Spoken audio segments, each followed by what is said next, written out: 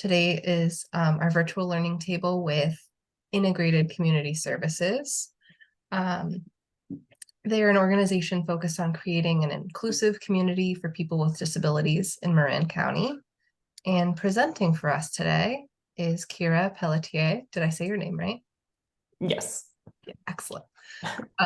And she is the Director of Strategy for Integrated Community Services. She's going to be presenting an overview of ICS with a focus on their behavioral health programs and services. And without further ado, Keira, I'll pass it off to you. Thanks so much, Amanda, and thank you all for having me today. Going to give you a little disclaimer that I am just recovering from a cold, so I might be taking some water breaks or a tissue break, and that is my disclaimer. So I'm here today to introduce you to integrated community services for those of you who are not familiar with us, and to really give you a deep dive into the behavioral health services that we offer. As Amanda said, my name is Keira. I'm the Director of Strategy at ICS, and I've been with our organization for 8 years. So Amanda, you can continue on. I always like to start off with just a little look ahead at what we're going to be talking about this hour. So I want to start with just an introduction to ICS, who we serve, and what services we offer. Then we'll get into specifics about our behavioral health services and our approach to providing those services and what it looks like day to day. And finally, I have 2 current projects that I'm excited to share with you all that relate to our behavioral health program. So ICS's mission is to forge partnerships between individuals with disabilities and our community to create a diverse and inclusive place for us all. Our services are located just in Marin County, and we have been serving our community for almost 30 years now. Thanks. And so when we talk about the services that we provide, for many years, we talked about supporting our clients, people with disabilities, in moving towards independence, right? Getting a job, moving off of benefits, getting an apartment. And what we've realized, especially since the pandemic, is that it really takes an entire community, and we all have a role to play in being there for our neighbors and our friends and our family. And, we all also move in and out of disability. I think that long COVID is a good example of how somebody can at any moment acquire a disability that could change their life. And so it's not just about being able to do things on your own. It's really about being able to do things in community. And so that's why we talk about working with people on the path to interdependence rather than just independence. And our services really focus on working with people in employment to find a career, also around housing and making sure that people are able to find affordable and stable housing. It's also around engaging with the community and getting out, making friends, building hobbies, and just enjoying the beauty that exists in Marin. And finally, our living skills programs are really focused on teaching those crucial life skills that are going to support somebody in all aspects of their life.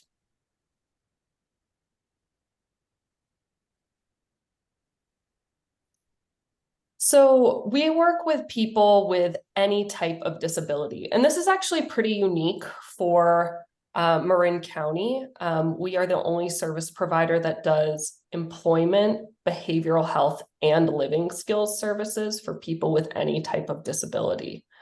While the majority of our clients have an intellectual or developmental disability, we do find that 1 in 4 people with an intellectual or developmental disability diagnosis also has a co-occurring mental or behavioral health diagnosis.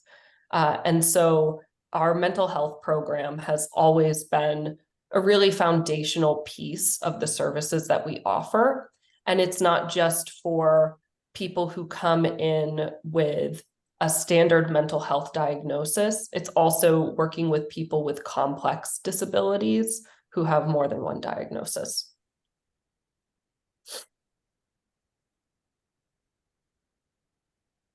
So our services really fall into 3 different categories, and there's a lot of overlap between them. I think that's something that's really crucial when you are providing any type of service to somebody, is that you're thinking of them as an entire whole individual that has multifacets to their identity and to their needs.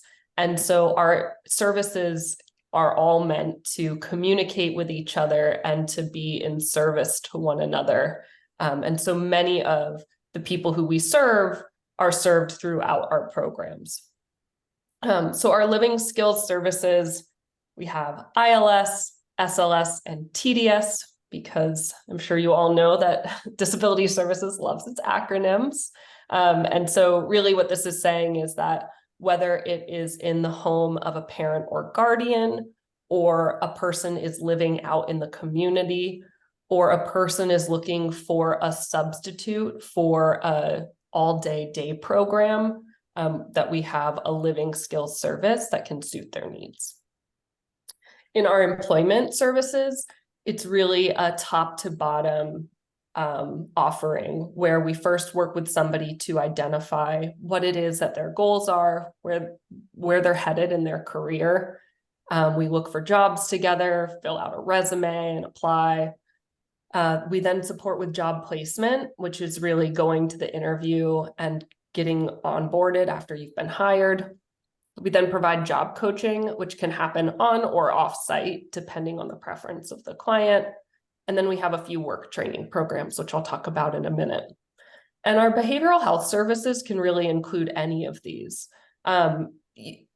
We usually talk about our services as if we have these 3 prongs, but behavioral health is really kind of an underlying layer to all of our programs. You can go to the next slide.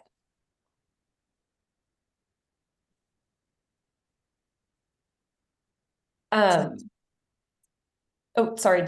Sorry, no, there was just a little lag there. Okay, So no go ahead. So before we get into the specifics about our behavioral health services, I also just wanted to give a little bit of color to what we do outside of just our service provision, because we do see ourselves as both a service provider and an advocacy organization. So these are a few highlights that have happened so far this year.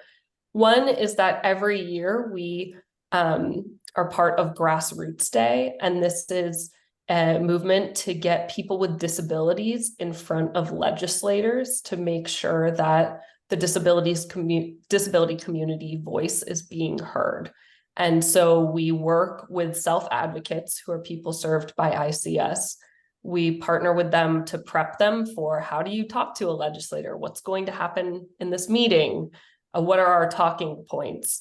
And then they go before a group and say, these are the key points that the disability community really wants to bring forward. We also just recently worked with Marin Center for Independent Living and the Marin Aging and Disability Institute to create Marin's first disability coalition.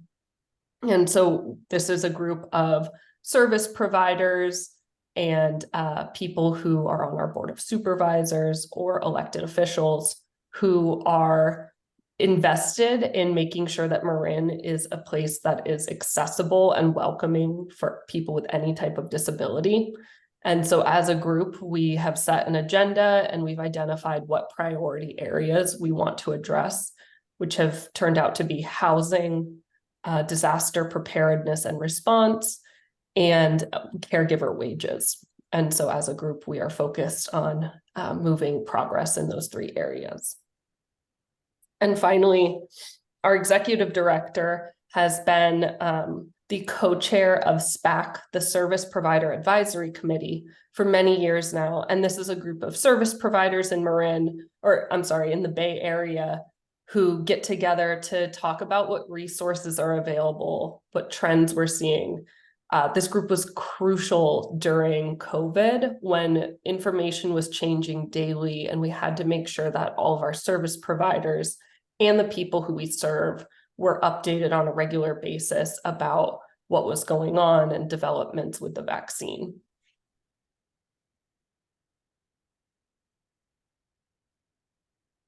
Okay, so now let's talk a little bit about specifically our behavioral health services.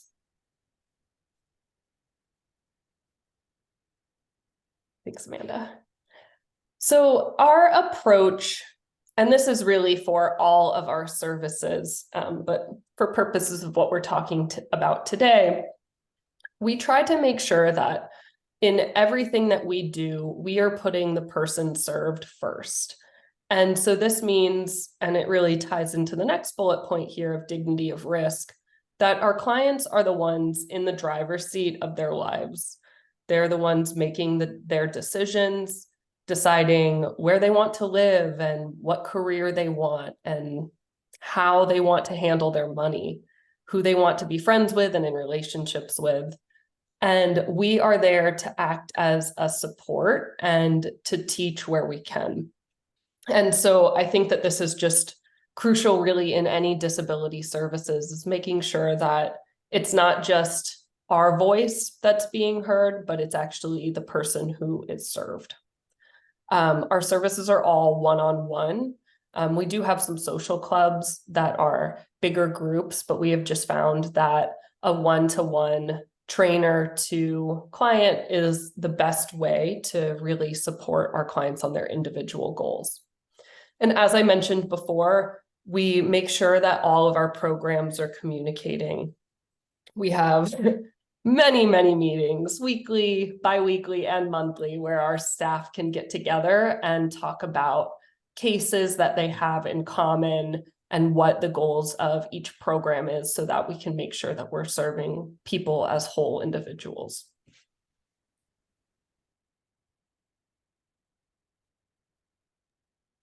Okay, so our behavioral health services can happen both at home and in the community. And, you know, for our community services, it's really about finding work and education and social connection, as well as learning really practical skills such as transportation training or how to be safe when you're out in the community. Within our clients' homes, our services might include financial literacy or supporting somebody in learning how to use Zoom or the computer. Again, this was something that just a few years ago was brand new to most of us. And it was a huge effort on our part to make sure that we were providing as safe of services as possible. And for some people, that meant going remote. And so, especially within our behavioral health services, this was a very big initiative. Many of our clients have distrust when it comes to technology or sharing information or feeling like you're being recorded. And so doing some education and explaining the facts behind it and a campaign around that was really necessary. In our client's home, we also support in teaching domestic skills, working with people on their exercise goals, and finding hobbies. We currently have 4 contracts that are open with behavioral health and recovery services in Marin County. And ultimately, between these 4 services, we are able to provide behavioral health care for anybody who's over the age of 16 and in any stage of, there's mild to moderate mental illness and then serious mental illness. And so we are able to work with the entire scope of Marin's population who has a behavioral health condition.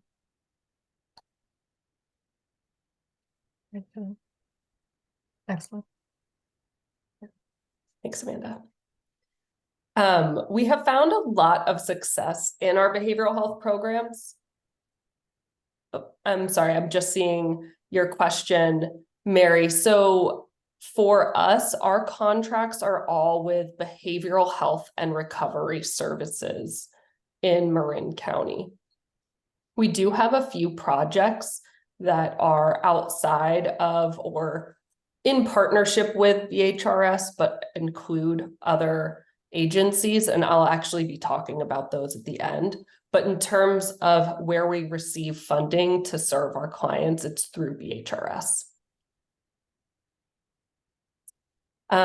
So our work training programs have been a real win for our behavioral health clients. It's a soft entry into the workforce. It's a way to either test out your first job, or maybe you haven't been at work for many, many years. And we provide a safe space to get used to being on a schedule and to collaborating with other coworkers and to taking instruction and even just having the stamina to be at work for an extended period of time. One that we have had for, let's see, we're coming up on 12 years now, is GEM, our Growing Excellence in Marin program. And this is a garden-based work training program where we have 2 locations, both in San Rafael and in Novato. And through it, our clients are able to not just learn horticulture skills, but also learn skills in sales and in customer service, in working as a team, and just the technical skills that it takes to be up at the garden. This has actually been a program that has had a big impact on our staffing as well. Right now, 10 of our 70 staff are people who have previously participated in ICS services, and the majority of them started at GEM. And so they came to GEM as a GEM client, and then they were hired by us to be permanent staff members. And so it's been a great way for us to recruit as well. We also always have a handful of rotating work training programs that are really specific to the clients who we're working with at that time and what their goals are. Right now, we have retail training at CVS and Walgreens, but we've had many different retail sites, many different office sites. We've had production work training programs. And so it really is just kind of up to the creativity of what our clients are looking for. And then we try to tailor something.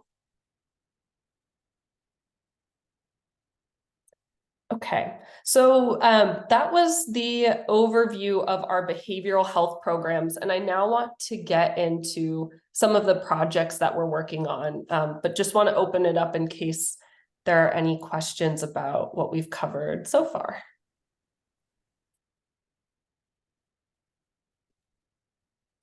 Okay. Oh, I'm sorry, I see your hand, Denise. Maybe.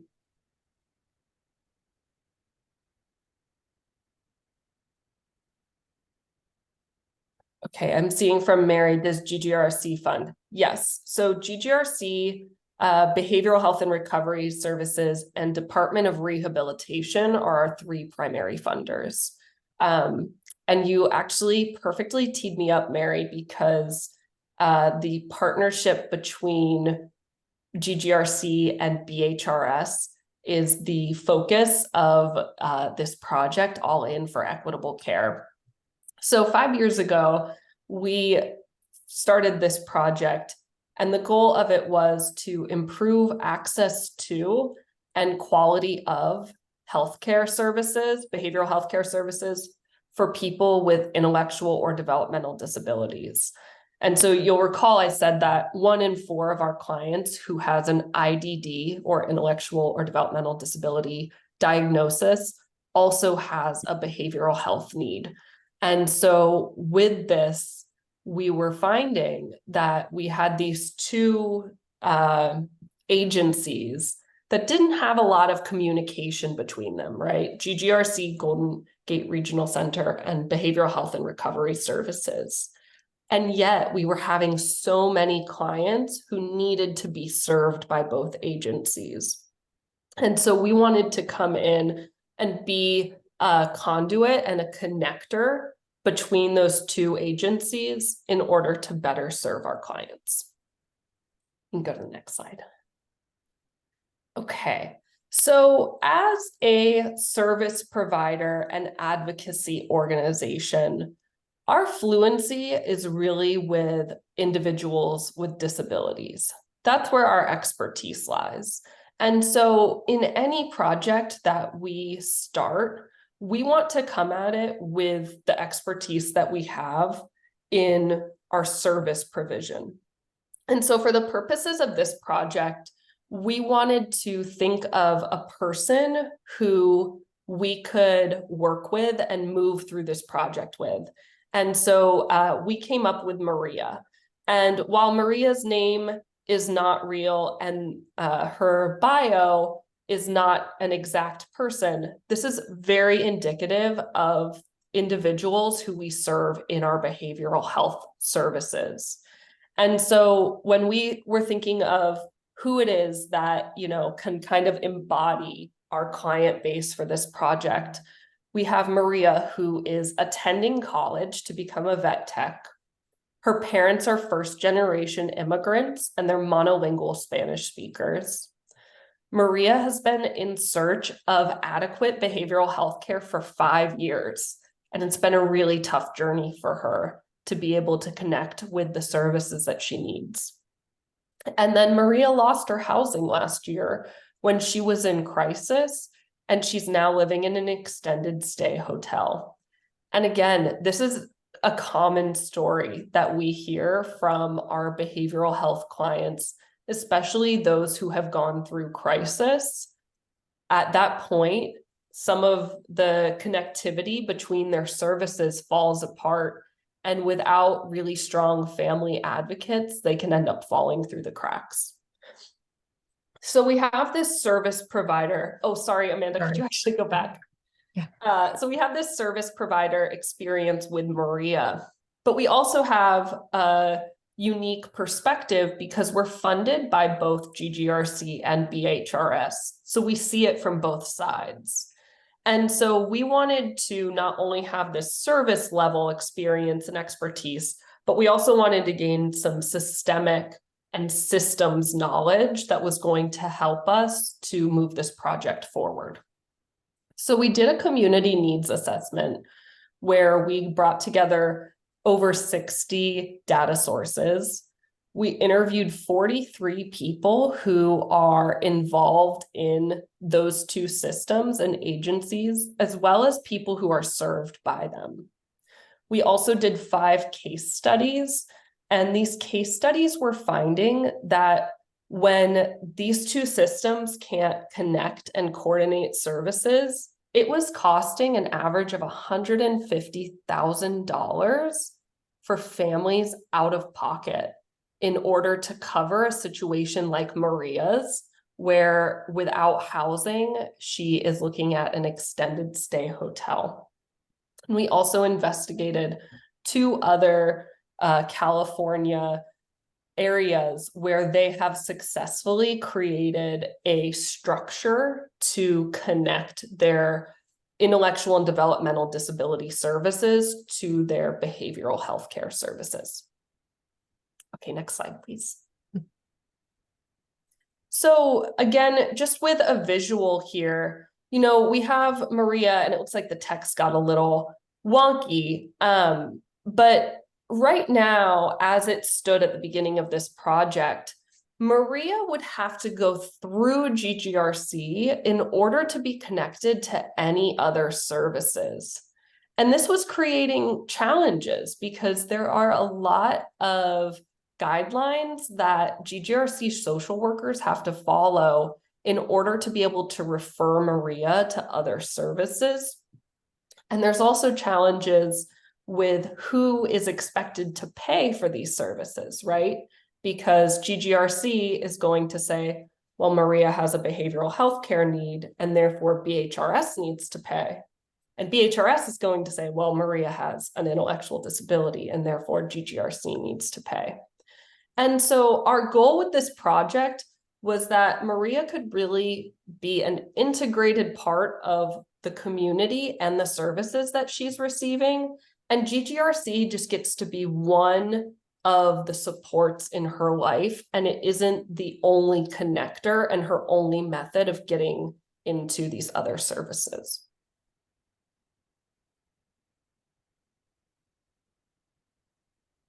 So through our needs assessment and through especially our case studies, we were able to find a few things that helped to guide this project.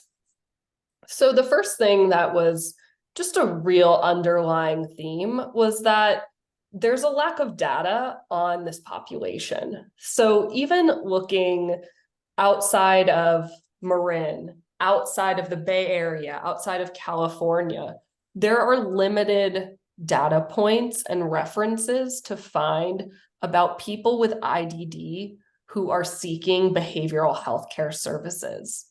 And that was really shocking to us because, again, 25% of the people who we're serving are in this population. And so where we know that this isn't just unique to Marin, this is something that has to be happening throughout our country. And so without that data, you have to just start trying to provide some change and see how that can impact your local community. And so the other really key theme that it found in our studies was that all of the systems are unclear necessarily on who is supposed to do what. And that comes back to what I was just saying about how does one person get referred between these services and who is expected to pay for those services after the referral. The other thing, and on the service level side, a lot of our community members don't even know that these behavioral health services exist. And if you all are connected to the behavioral health field, I'm sure that this is a common finding that you have as well. And this is it's a breakdown in our system, right? Because there are so many people who would benefit and who just don't even know that this is an option.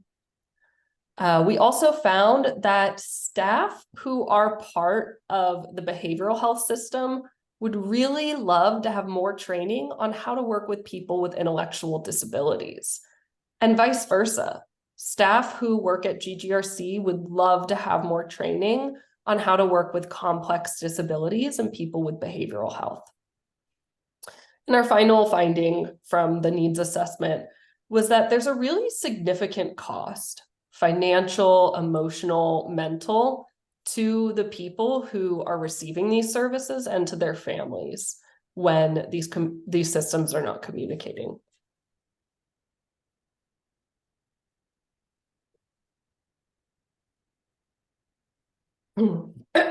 So these findings led us to create a council and a work group. And the council was a larger group that we brought together to kind of guide the ship. And the work group was the smaller portion that took the information and the learnings from the council, brought it back to their workshop, and made it into reality. You'll see that highlighted on both of these is that self-advocates were a huge part.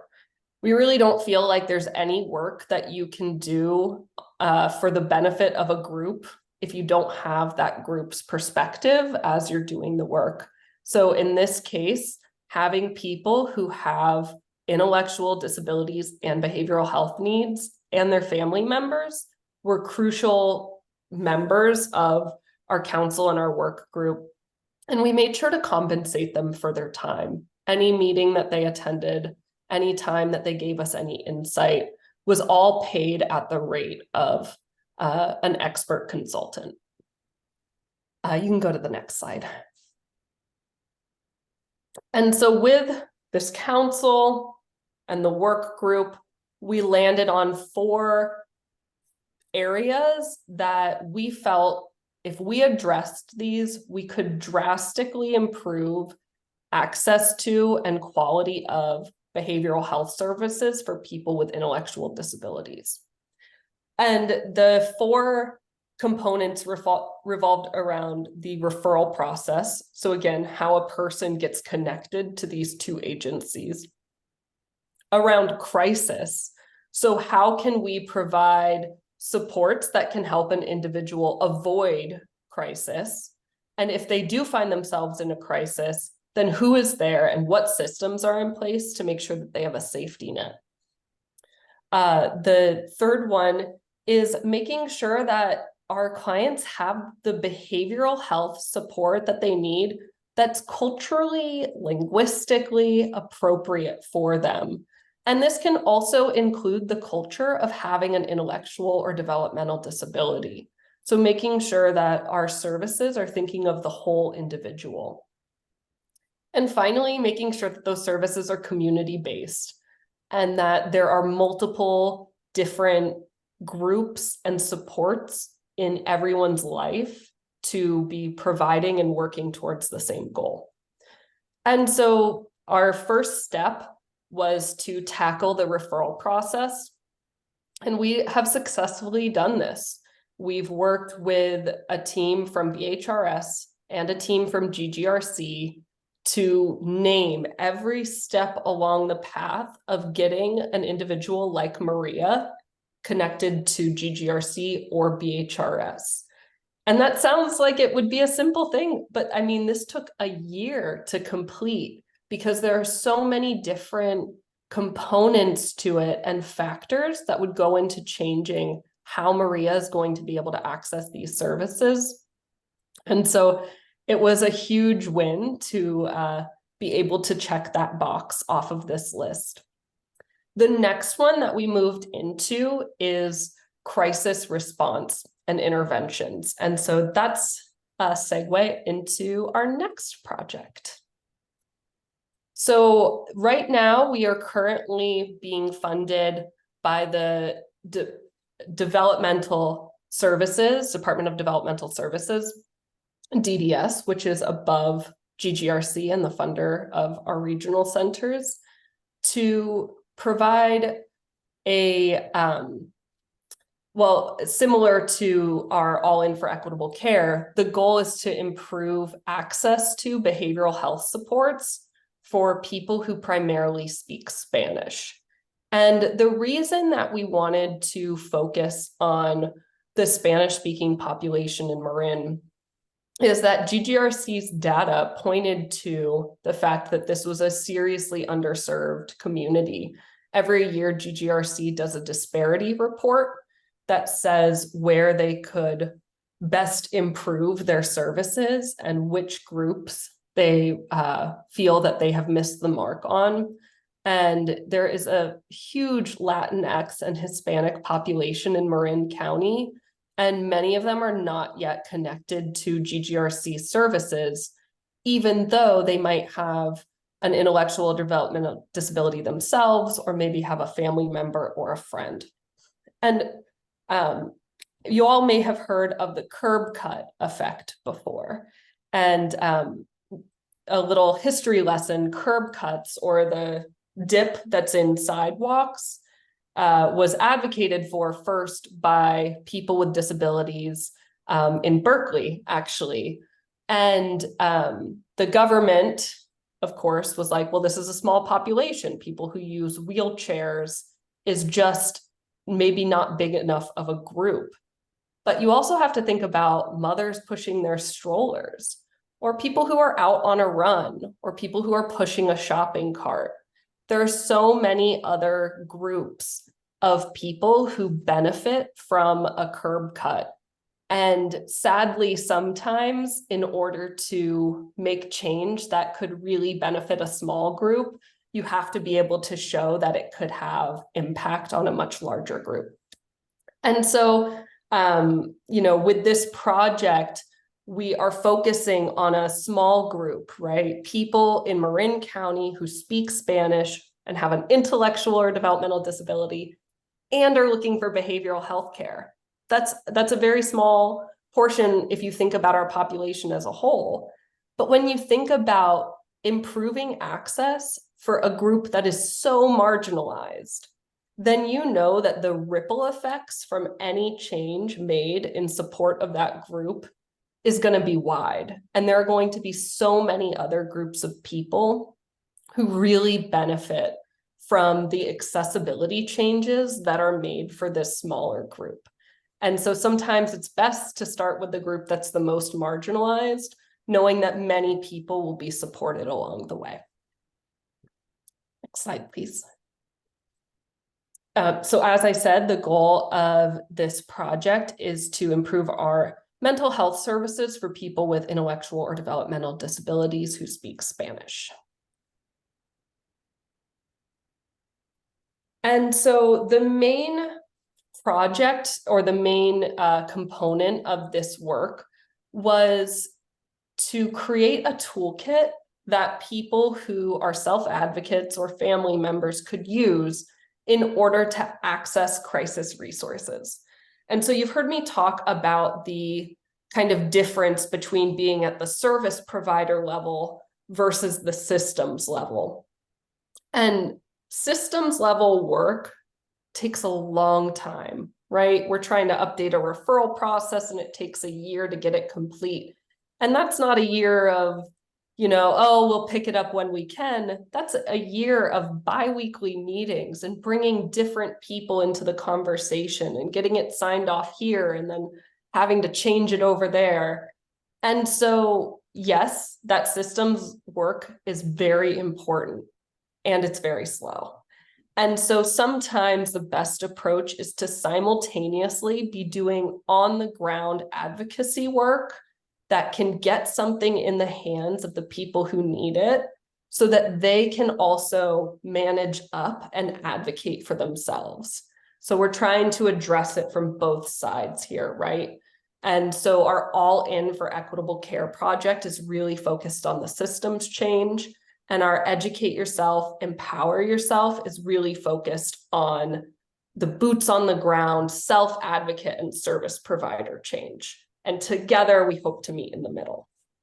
So we put together, and I'll definitely share it out. I'm going to share just a snapshot of it in a minute here, but a physical resource guide that's in both English and Spanish. We have 2 different versions, and yes, I'll definitely send the links to Amanda to be sent out to this group. I can put them in the chat box as well, but in case there's a larger group to email as well. And so we have one in Spanish and one in English, and it is a compilation of all of Marin's resources that pertain to crisis. And we have thought about, and this wasn't just let's Google it and put a list together. We worked with each one of the providers that we listed to make sure that they're prepared to provide culturally and linguistically responsive services, as well as, understanding whether or not what their policy was for working with people who are undocumented. And this is where it comes in that if you're working with a group of people, again, you have to think about what their specific experience moving through the world is. And so for us, working with people who primarily speak Spanish, that was definitely a consideration. So we spent a long time recruiting to create a small work group. We ended up with 3 people who are from organizations like Marin, service providers, and 5 people who have lived experience. So 5 people who have an intellectual or developmental disability and behavioral health needs. All 5 of them were Spanish speakers, and so they had the cultural identity as well to feel like they could provide that in the resource guide. Once we created it, we then got approval from 22 organizations in Marin County to make sure that we had our communities sign off on what we put together. You can go to the next slide, please.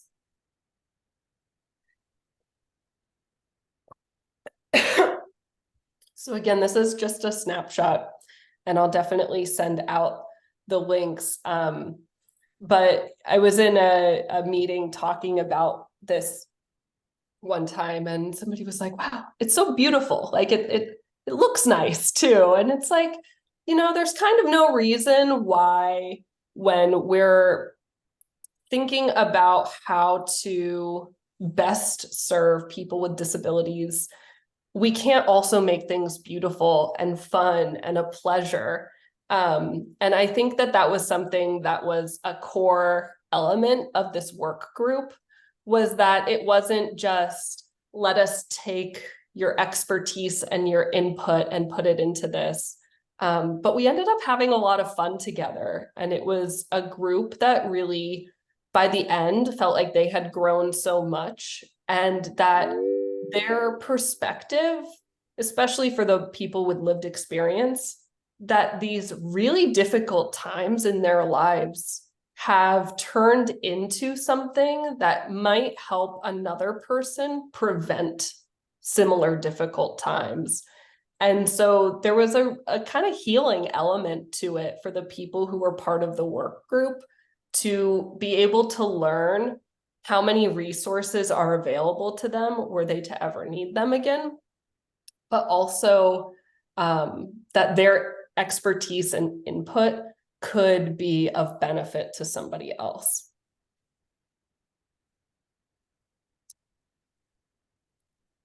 And this is my final slide. I just wanted to give kind of a summary of what we've learned from our Educate Yourself, Empower Yourself project. And again, this is one that is actually still going on. So this is kind of our halfway point update. And some of these are things that I've said, right? Is that people who have lived experience are the experts, and any decision that's made, maybe you have heard the phrase, nothing about us without us. And that's a common phrase in disability rights, that if you're having a conversation about people with disabilities, then it should include people with disabilities. We also just get a better result when people from different backgrounds are working together. And I don't just mean, cultural backgrounds, but people who are policymakers next to service providers, next to people with lived experience. When you have all of those different perspectives in the room, it really prevents you from pigeonholing yourself into just the viewpoint that you or your organization has. And it can really open up so much for you. Building trust takes time.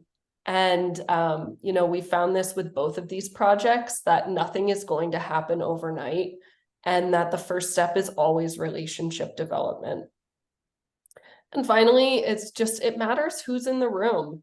And that room should always be as inclusive as possible, as much as we can. Anytime we've had community meetings, we've tried to spread the invite far and wide. And I will actually make sure that I get you all the invite to our next workshop that is for this project, which is going to be happening on October 11th. And I can send you the invite to that as well. So that is it for my presentation. I did see a couple of questions come into the chat box. So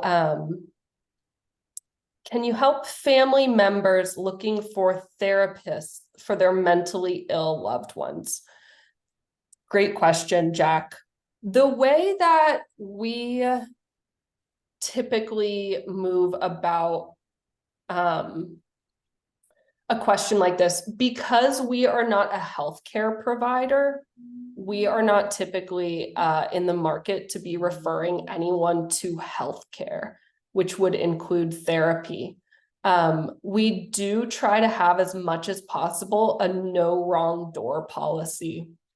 And what that means is that if we get an email or a call and someone asks a question just like this, can you help a family member find a therapist?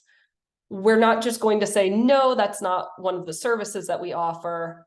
I'm going to take that email and I'll send it to our leadership team and say, hey, do we have anywhere I can refer this person to so that we can at least keep the conversation going for them? And we never want ICS to be kind of a dead end, or you feel like you're at the end of the road. Whether you're looking for services. I mean, I've had people reach out and say, like, do you know where I can look in Illinois for similar service providers?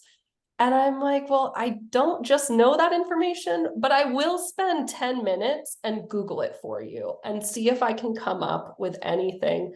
And very often, that 10 minutes of me just knowing the right words to search for could be really impactful for the other person. And so, Jack, to your questions, and provide referrals to estate planning professionals. We might have some who we have worked with in the past and would be able to give those names. But again, what I would likely do is take a question, and I'm happy to take these questions if you do want me to shop it around a little bit, and I can see if any of our leadership team has any advice that we could share with you. How do we take referrals, and how long are clients in the program or turnover? So referrals can come directly through our website. So somebody might reach out and just say, what do I do? And in that case, we would set up a time to talk to them, and we would connect them with the correct funder, GGRC, BHRS, or DOR, and then help them through the application process. If they have worked with those agencies before, they don't want to do it again, we do have a private pay option where somebody could choose to pay out of pocket for our services. And clients can be in our program as long as they would like. We work with many people we're a 30-year-old organization. We have a ton of clients who have been with us for 30 years, and we have seen them through many, many life changes and life stages. And so there's no exit no required exit. It's, of course, anyone can leave at will. The only exception is our work training programs, which are typically about 3 months. Yes, Amy. Sorry. Hi. That was a great presentation, Keira. I work on the NAMI helpline, so we get a lot of calls of different sorts. And before I ask my question, I want to say that maybe 5 years ago, Abby and whoever runs your case management program came and spoke to us, the NAMI at a NAMI general meeting. So my thoughts were vocational training, ICS, case management, ICS. So today you're telling me a lot of things that I didn't think about. And you're one of the things that keeps resonating is, do people like, if we think it might be ICS, how do you get paid for your services? And how do we figure it out? Yeah. And, really the best, if you just have a big question mark and you're wondering, could ICS be the best place to turn? You can always just email our general email. It's right at the bottom of our website, which I will also put in the chat box. You can also go to each one of our programs pages, and our managers and directors' email address are actually listed. So you can, if you think you know the program, you could get in touch directly with them. But we probably don't. We probably don't know the program. So we're probably thinking that's fine. So you just go, and I'm actually the one who receives all the general emails. And so I take them, and if I don't know the program either, because maybe again, the person who reaches out, I will CC each one of our programs and say, hey, can we talk about this? And can we decide who the best person to reach out to is? And we always respond to any inquiries that come through. And if someone's a client of yours, do they automatically get someone at ICS who's kind of their handholder, case manager, whatever? Or is that a completely separate piece of ICS?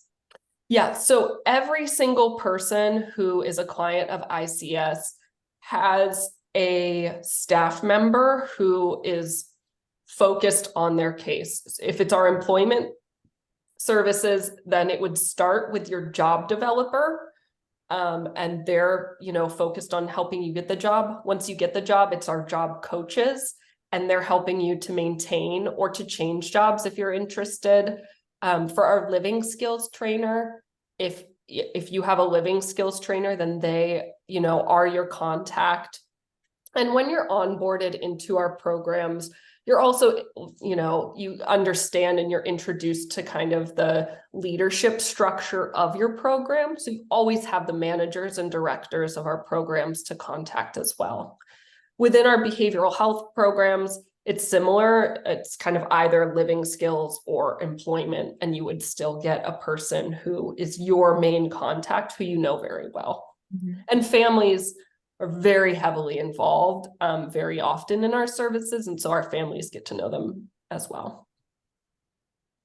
Thanks. Thanks, Amy. I see Lou has her hand up, and then we'll go to Jack. Great presentation. Thank you for coming. So I'm the director of NAMI. Nice to meet you. We hadn't met. Lovely to meet you. I want to make an observation, and I want you to tell me if you think it's true. It's sort of general. So I'm old, and I started out in nonprofits working with direct care with people with developmental disabilities over many, many years ago, even working when they were more segregated into group homes, and before there was even a movement to close the big state hospitals. I believe to be true is that for people with developmental disabilities, the movement started in a certain way where families sued the state and said, our young adults have the right to have living options in the least restrictive environments possible. And through that lawsuit, a lot of state money, came into what they put together, the regional center system, where for people with specifically developmental disabilities, they can get a job coach or subsidized housing or a case manager through the regional center system forever. And it sounds like ICS is almost like a broker bringing together some of the regional center, resources. And if they have a developmental disability and a mental health issue, maybe some of the BHRS, if a lot of our young adults, I'll say, or, family members are dealing with a family member who might have a serious mental health issue, but a really high IQ, and they're not cognitively limited. And so they wouldn't, I don't see how they would have access to like a job coach and those other things that people with developmental disabilities have access through the regional center system. Does that make sense? Am I thinking? It does, Lou. Thank you so much for, kind of that arc of how this came to be, how regional centers came to be in organizations like ICS. And the great thing is that because of the way that the BHRS funds services, that we are able to provide paid for job coaching for people who have a serious mental illness and no intellectual or developmental disability. So even though there is a lot of crossover for us in our programs and in our funding streams, we have many, many people who we serve who are solely part of BHRS or solely part of GGRC. And we are still able to provide every one of our services to a person who has a serious mental illness and no other diagnosis. Yeah, we should, it would be interesting to talk more, and kind of follow some clients through the process during the next year or so we can learn more about how does that work. Yeah, I would love to stay connected and to share more. And I think I saw Jack and then Michelle and then Lindsay. Yeah. Is your in particular for behavioral health problems, for mental illness, is your staff prepared to deal with people who have very little insight into their illness, or do they only work with people who are cooperative and asking for help? Because we get a lot of people, a lot of family members who are dealing with their loved ones who have very little insight into their illness, and they don't know where to turn? Yeah, it's a great question, Jack, and great framing of it. You know, we work with a lot of people. One thing I'll say is that we work with a lot of people who do not identify as having a disability. And so they might know that they have this diagnosis, but that might feel detached to them, and they do not identify with that diagnosis.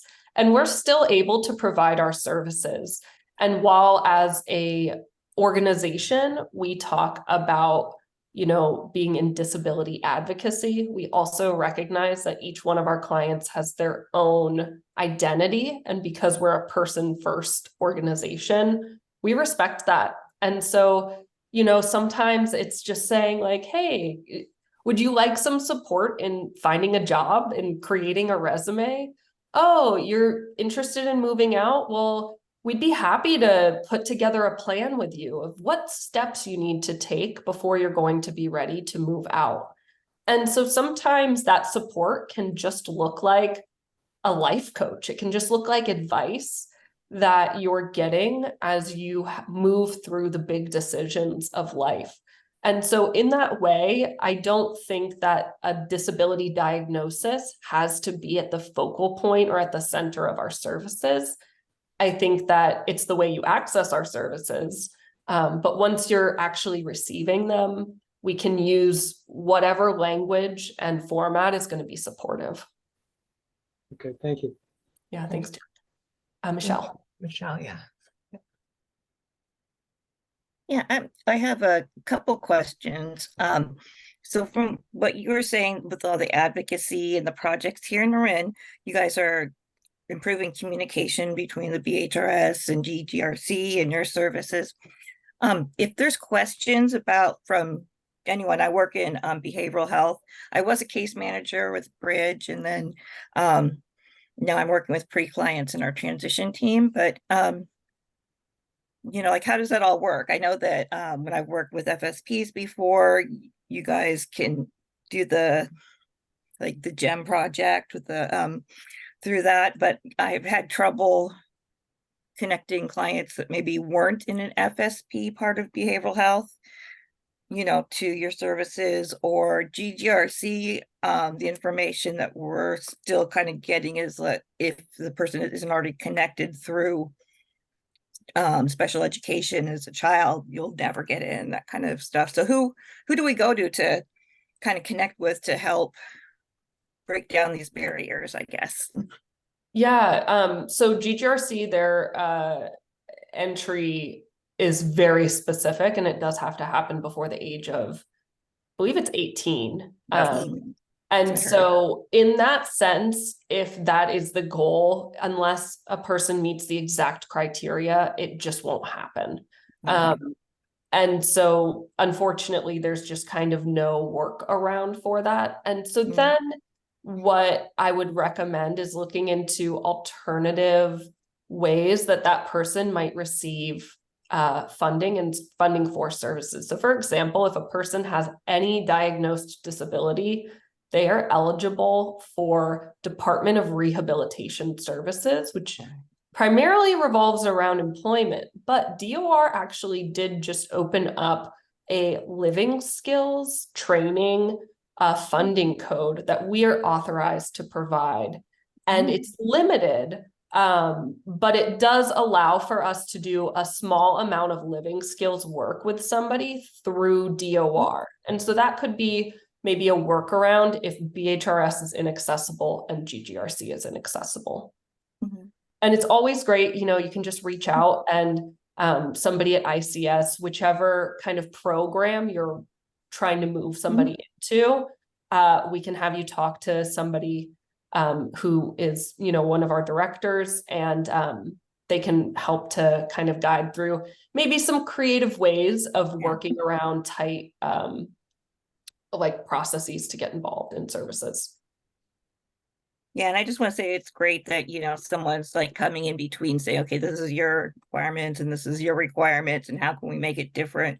And I know with the new Medi-Cal Cal-Aim, BHRS has a lot more kind of flexibility in people's diagnoses that we can work with, and as well as being, the pre clients that we're working with. But yeah, no, this is great. I didn't really know about the advocacy part that you guys are doing. This is great. Thanks, Michelle.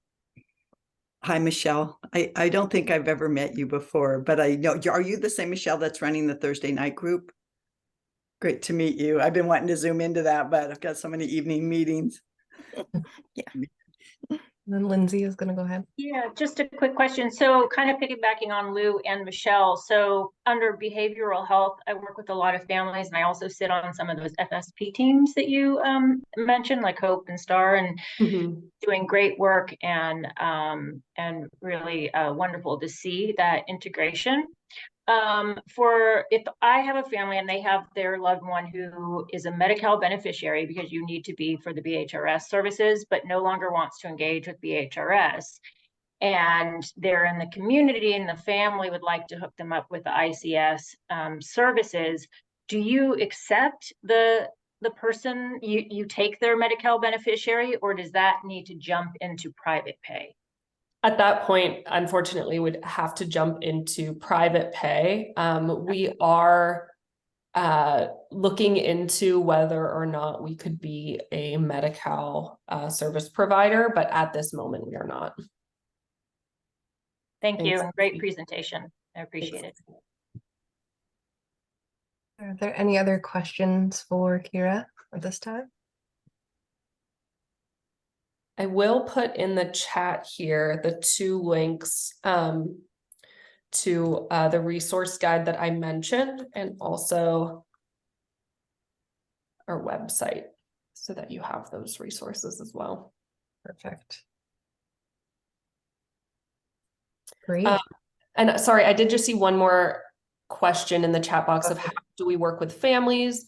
Do you try to get clients talking with their families when families want to help with housing, school, or other unpaid for services? So we let our clients guide how involved they want their family to be. The exception would be if somebody is conserved, and then that would dictate whether or not their family has to be an approver on any decisions that are made. But we pretty much leave it up to our client. And if the client wants their family involved, then we are happy to do that. And if they do not want them involved in decisions, then we respect that wish. Excellent. All right. Well, thank you so much, Keira, for coming on and sharing these amazing projects that ICS is working on. I think we had so many fruitful questions here, and there was so much wonderful information to be had. So I definitely want to make sure I grab those guides and share them on our website as well. Thanks so much, Amanda, for inviting ICS, and just really appreciate everyone's time and attention. It was great to meet you all. Yeah, I just wanted to ask, could you post the English guide link again? It goes to the Spanish guide as well. Oh, shoot. I'm sorry Yeah. about that. Yes, give me 1 second and I will pull it up.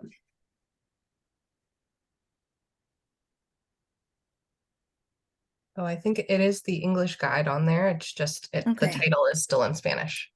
Oh. Yeah. Oh, but yes. right underneath Okay. it there. Yeah. Okay. The all right. title is in Spanish on both, and then it. Oh, okay. All right. Thank you. Yeah, no problem. Hey, can I do one more thing before we say goodbye? Yeah, go for it, Lou. We have a new staff person here. Oh, yeah. And Katrina with the beautiful red hair. And she's our brand new staff person. And she is helping us with fundraising and program support and all the things. We're still figuring it out. And she's just started like yesterday. So super brand new. And we're super excited to have her assistance, because we have been sort of super busy and growing fast. So yeah. So welcome, Katrina. Thanks for jumping on. Yeah, thanks so much for spending part of your second day with me, Katrina. Appreciate it. Awesome. All right. Well, thank you all. I hope you all have a wonderful afternoon. And I really, again, appreciate you coming on, Keira, and letting us know about all the cool things that ICS is up to. So looking forward to hearing more about it in the future. Thank everyone. Thank Bye. you all. Bye, everybody. Bye.